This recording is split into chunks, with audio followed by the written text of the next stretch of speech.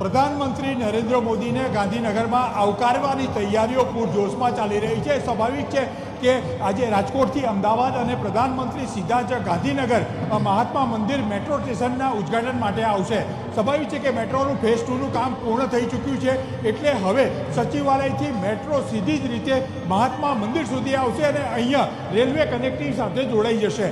આ પ્રકારનું આયોજન છે। અત્યારે પ્રધાનમંત્રીને આકારવા માટે આપ જે દ્રશ્યો જોઈ રહ્યા છો કે ડાંગી નૃત્યથી માંડીને ટ્રાઇબલ જે નૃત્ય છે એ નૃત્ય કરવામાં આવી રહ્યું છે, એ જોરશોરથી અત્યારે ચાલી રહ્યું છે।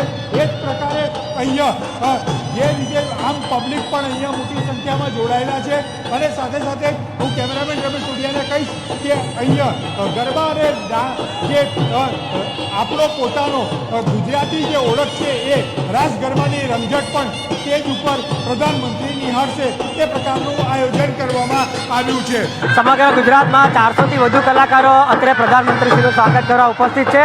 એમાં ગુજરાતની ભાતીગળ પરંપરા રાસ અને ગરબા સાથે આદિવાસી નૃત્યો, ક્લાસિકલ નૃત્યો, રાઠવા, ડાંગી નૃત્ય અને સુરેન્દ્રનગરનો રાસ, આવા અલગ અલગ 400થી પણ વધારે કલાકારો અત્રે માનનીય વડાપ્રધાનશ્રીનું સ્વાગત કરવા માટે ઉપસ્થિત રહેશે।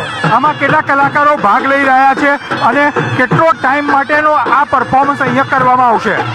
આમાં 400થી વધારે કલાકારો ભાગ લઈ રહ્યા છે અને છેલ્લા 1 કલાકથી આ લોકો પરફોર્મન્સ કરવાના છે અને હજી માન્ય વડાપ્રધાનશ્રી આવશે ત્યાં સુધી આ લોકો પોતાની પ્રસ્તુતિ આપવા જઈ રહ્યા છે।